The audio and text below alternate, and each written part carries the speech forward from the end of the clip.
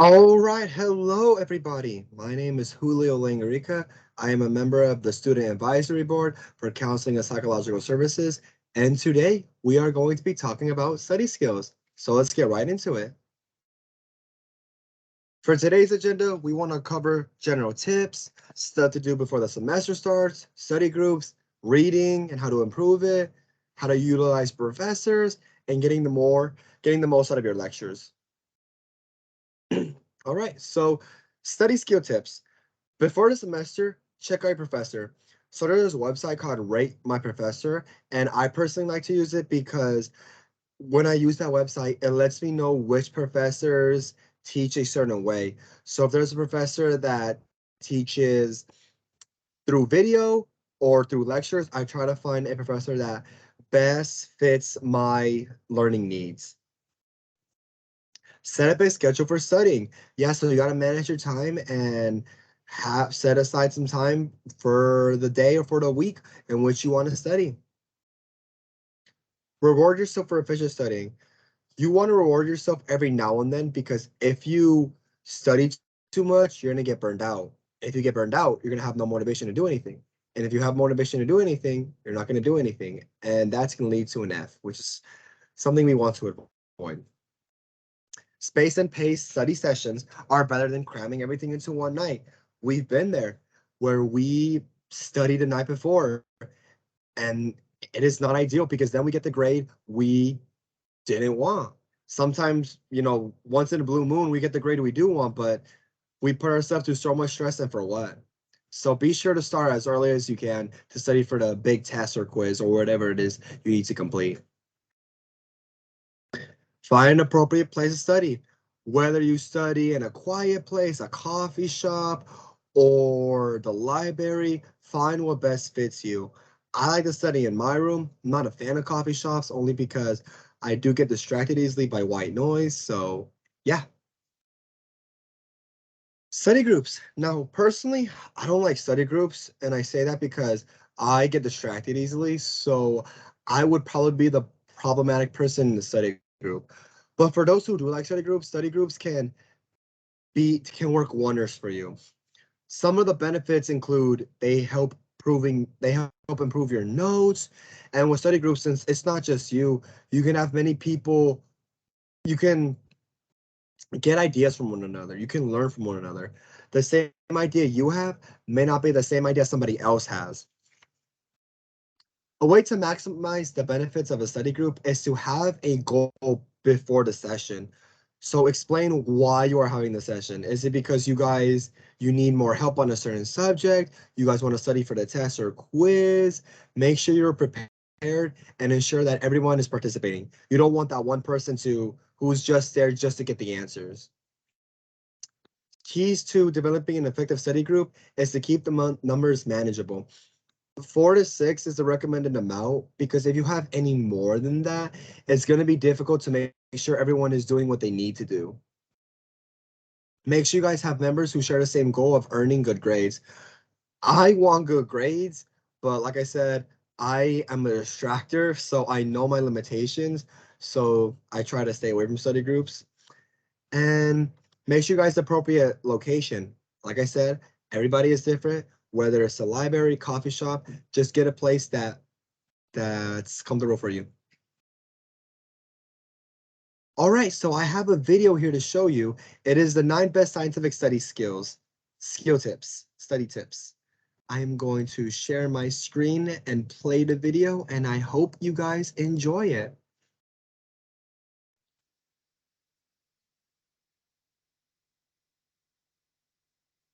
Time for school, and it's no surprise that many of us are determined to study smarter instead of longer. But which study tips and tricks actually work scientifically and can help you get those perfect grades? First up, research shows that study sessions are most effective in small, short chunks. Instead of cramming in a 10-hour study session, it's much more effective to spread it out into 20, 30-minute sessions over a few weeks. This is because your brain is better at encoding information into the synapses in short, repeated sessions as opposed to one large one. And this is why even learning different skills, whether it's swimming, tennis, or a singing lesson, often follows this same format. And while cramming and pulling all nighters may be a ritual, unusual, it turns out that this is linked to the lowest grades. After prolonged nocturnal study sessions, reasoning and memory may be negatively affected for up to 4 whole days. Instead, setting up specific times in a day or during the week just to study primes your brain by creating a routine, and over time, studying actually becomes easier as your brain is trained to learn in those moments. And while many of us spend hours passively rereading our notes or highlighting a textbook, studies have shown this to be ineffective. It doesn't improve your understanding of topics, nor does it link key concepts together. It can even be detrimental as it draws your attention to less important information. Flashcards, on the other hand, are proven to be excellent memory reinforcement tools, whether during your scheduled study times or during off times like a bus ride home. It also helps to have a specific goal for each study session. Instead of aimlessly studying, pick one aspect you'll focus on, whether it's balancing chemical equations or learning how to conjugate French verbs. If you can't explain it simply, then you don't understand it well enough. In studies where individuals were asked to learn a passage, and then half were told that they would be tested on the material, while the other half were told they would have to teach it to other students, participants expecting to teach it did much better at understanding the main points. When you're expecting to teach, your brain organizes the information in a more logical, coherent structure. Of course, practice, practice, practice. Not only do practice tests put your brain in the environment, but even if you make mistakes, they help identify gaps in your knowledge. Practice tests have also been shown to increase confidence, thereby leading to better performance. So, where should you be studying? Research shows that having a designated, sacred spot for study that's well equipped with every tool you might need is best. Just like setting times, this primes your brain for studying. Have an awesome study playlist? Not so fast. While some studies have shown that certain types of classical music can help improve concentration, a recent study has shown that learning with rhythmic background noise can be detrimental to focus, and those not using music fared much better. And if you haven't already, put away your phone. This is a no-brainer, but your texts and social media notifications severely decrease concentration. Of course, exams can be extremely stressful, so All right, everybody. I hope you guys enjoyed the video. I know I did. Let me see if I can get it here. All right.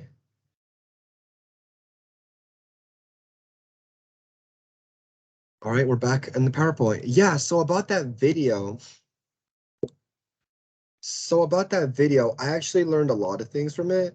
And there's one tip in particular that I started using, and I thought it was very neat. One of the tips was stop listening to music when you're studying. And I'm like, why would I do that? Like music helps me, focus. And then so I decided to try it. And I found out I was a lot more concentrated when I wasn't listening to music. Like I was much more focused on the task at hand. So if you find yourself having trouble concentrating while listening to music, I recommend you giving it a try. It doesn't hurt to try for one study session and just see how it works well with your focus because it helped me a lot. All right, improve your reading. There's a technique called the SQ3R. And starting with the first one, S starts with survey the material. Basically, just scan the chapter and get an idea of what you are about to read. Question. So form your own questions as you read the material.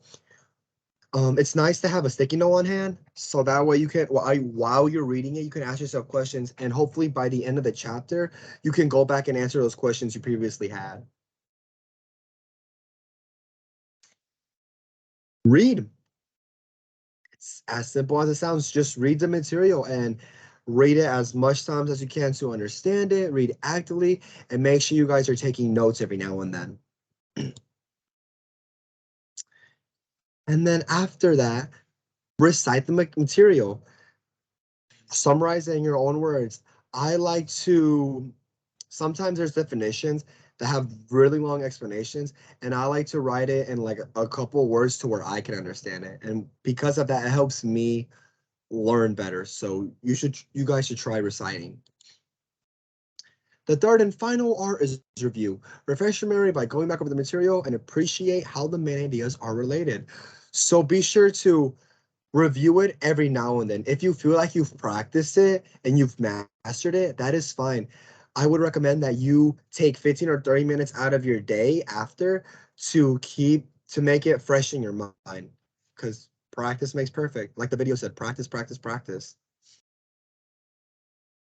So SQ5R. SQ5R is basically the same concept as the last slide, but we have two new R's in the mix. So starting with S is survey the material, like I said last slide. Q, you can already guess, it's question. The first R is read. And the new R is record. So highlight keywords and phrases, take notes. If you have a textbook, it helps to highlight key terms. And if you have a computer, I know most computers have a highlighter, so it helps to do that as well. Whatever you are writing on, make sure to highlight. Recite, summarize, review, and the new R in this mix is to reflect. Think about what you read.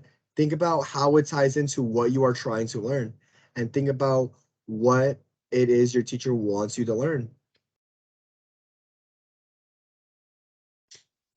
Tips for using SQ3R. Plan ahead and start early. The earlier you start, the more time you will have to plan everything it is you want to do.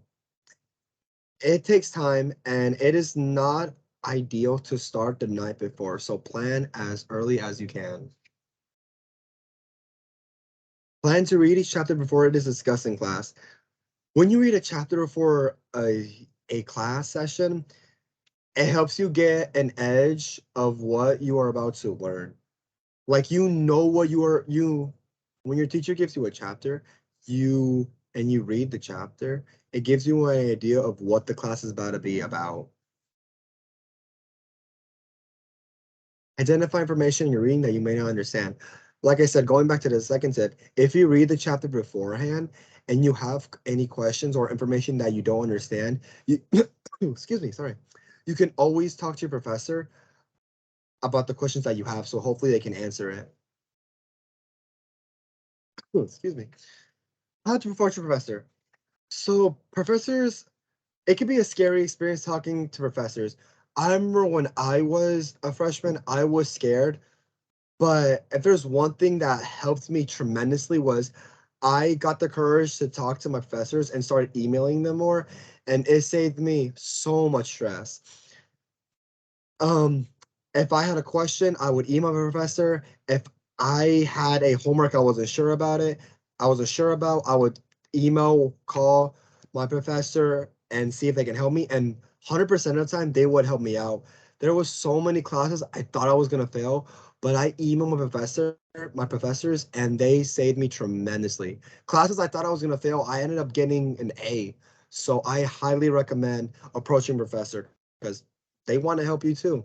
This is your education and you make it what you want it to be. How to approach your approach your professor. Identify your reasons for seeking help. Be prepared and write them down to remind you. Before you set up an appointment with your professor, realize why do you need that help? Is it because you need answers on a question you may have? You have questions about a quiz, a test. Why do you want to see a professor? Determine when to meet. So most professors have their meeting times on their syllabus, and each professor is different. Not every professors are busy too, so be sure to check their syllabus to see what times they are available. Most of them meet through Zoom. I know that's becoming a thing, and most of them meet in person. So just be sure to check the syllabus for office hours and policies. And also, one thing you know is it's like I said, it's important to check the syllabus because most professors have a unique way in which they want to be contacted. Also, like I said, organize your talk with your professor. Ask yourself why you are doing this. Like, why do you want to talk to professor? I know I had this one big essay to write, and my professor would give me feedback on that essay before it was due. And I started early, so I had a lot of time to send emails. I gave her appropriate time to respond back. And when she did respond back, I still had plenty of time to fix my essay. Talking with professor. When you do make an appointment, be mindful of the time and try to arrive at the time you are going to meet with your professor. And I say that because professors are busy. So if you're going to meet at 2, meet them at 2, because if your session is 30 minutes long and you arrive 10 minutes late, that only leaves you with 20 minutes, and they might see another student like at 2:40 or 2:35. So just be respectful of everyone's time.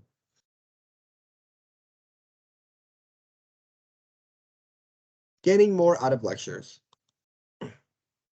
Prepare. Read the assignment material before coming to class. Like I said, if you read the chapters before class starts, it's going to give you an idea of what the class is going to be about. And it makes discussions a lot more easier. Seating. Try to sit as front as possible as you want. So personally, I like to sit in the middle. And the reason why I like to sit in the middle is because when I sit in the middle, I am close to the front, and sitting in the middle gives me the opportunity to have students sit around me. And when I have students sitting around me, I have chances to build connections with them. And when I build connections with them, I can ask them for any questions once I get their contact info. I can ask them to help me study. And yeah, so take advantage of the students around you to help you study. I know most people like to sit in the front and the back. Everyone is different. If you sit in the front, you get a better view. And if you sit in the back, you don't have all those eyes staring at you. So just experiment, but the middle has always worked out for me. Listen well. Be prepared to be open-minded, as you may hear ideas that you don't agree with. Classes that have a lot of discussions, they're really big on respect because everybody is different. Everybody has their own ideas, and it is important to respect one another. Check your equipment, whether it's your laptop needs to be fully charged, whether it's paper, pen, highlighters. Make sure you have what you need to write down notes. Note taking. So keep your notes organized. So whether you like to color code your notes, whether you like to highlight them, date them, keep them organized, because once you are finally studying it, it's easier to look back at it. Getting more out of lectures, note taking. So look out for main ideas, for key terms and for bolded words. So just look out for key terms. Like I said, the main ideas.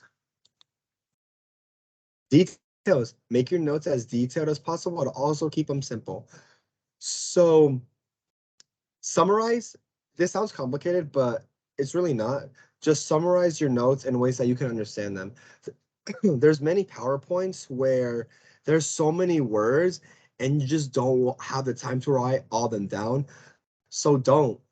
Just write the main ideas. Like the first tip, write down the main ideas, and there, it's simple. You don't have to write in all those empty words like the, a. It's your notes, so try to personalize it. Shorthand.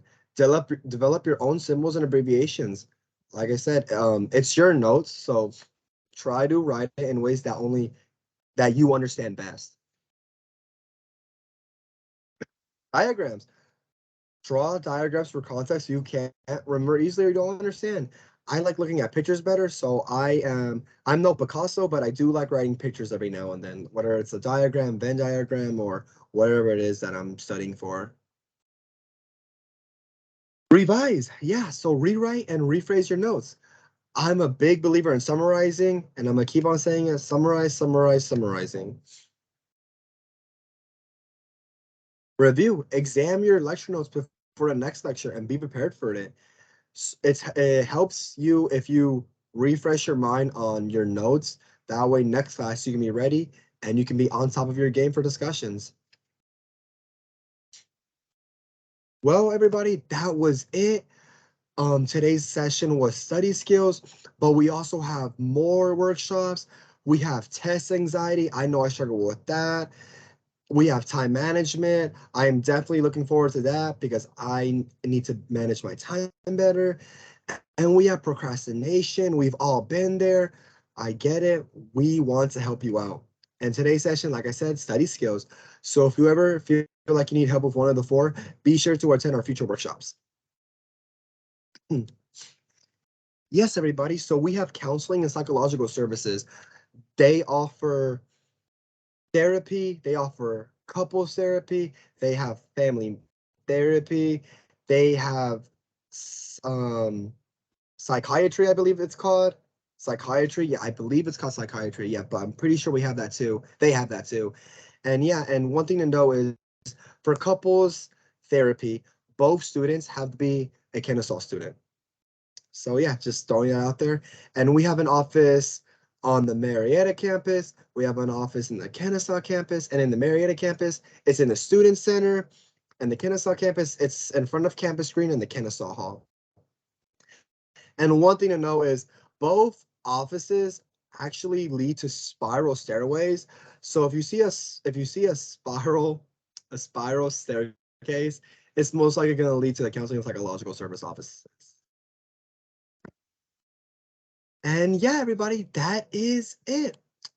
I hope you guys enjoyed this workshop, and I hope you attend our future workshops. Take care.